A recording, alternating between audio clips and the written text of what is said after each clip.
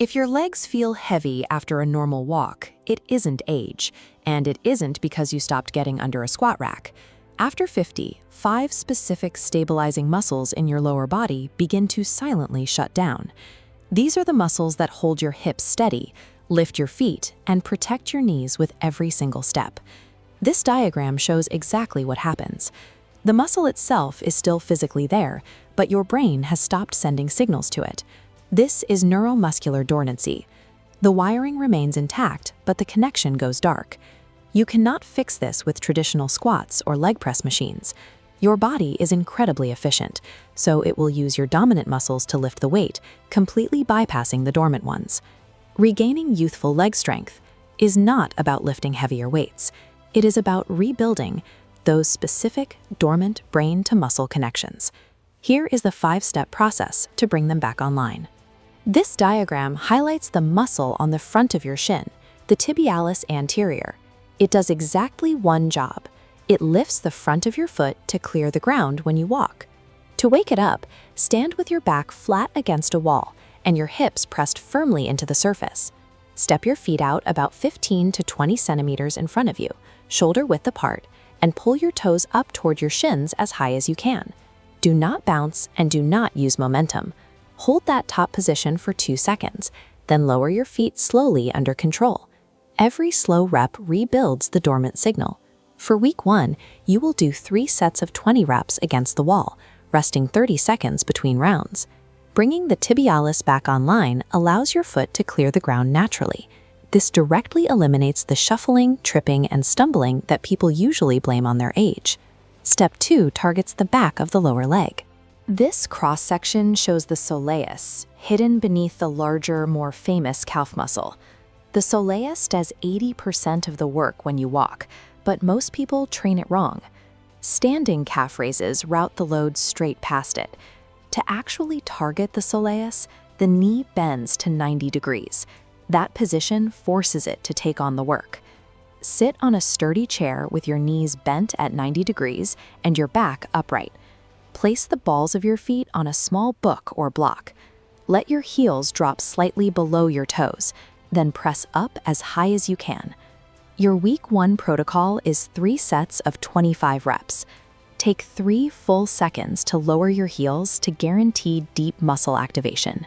Waking the soleus restores your push-off power. A heavy, flat-footed walk turns back into a confident stride with genuine spring and grip on the floor. Step 3 moves up to the knees. The VMO is the teardrop-shaped muscle on the lower inside of your quad, and it dictates whether your knee clicks and aches or feels solid and stable. Squatting on an underprepared knee is premature loading.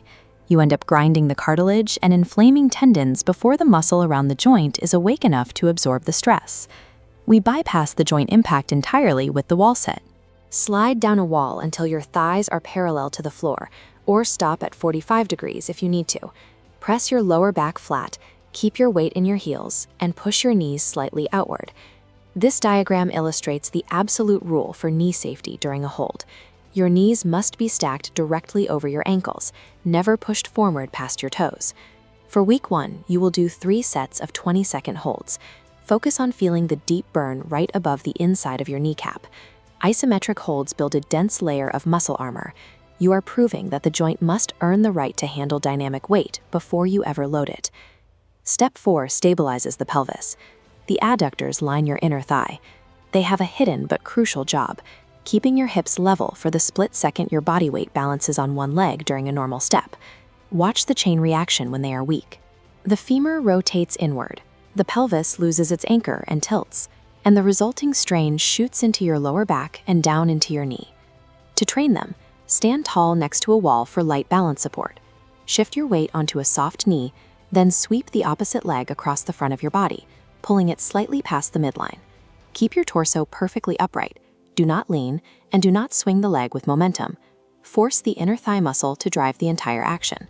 Your week 1 target is 3 sets of 12 reps per leg, done at a strictly controlled tempo.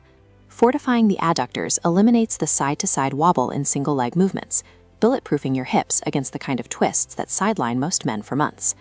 Step 5 is the grand finale. The step up with knee drive forces the newly awakened tibialis, soleus, VMO, and adductors to fire in perfect unison with your glutes.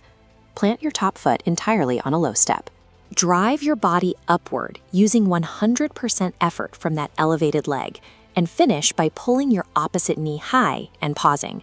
This animation highlights the biggest mistake men make.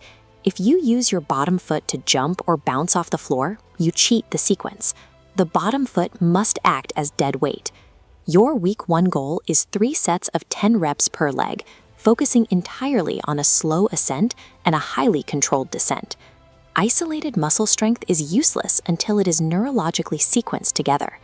The step up converts the individual isolation work into true functional power. Committing to this sequence forces your body to shed decades of perceived aging. Rebuilding these specific neural signals restores a powerful, youthful stride. Do not overthink your start. Pick exactly 1 exercise from this list to do tonight. Tomorrow, come back and add the next one. Take a screenshot of the rep guides we covered today and prioritize consistency over intensity for the next 3 weeks. Age does not break your legs. Bad training routines do. Subscribe to the channel to catch our upcoming upper body protocol and start putting in the work tonight.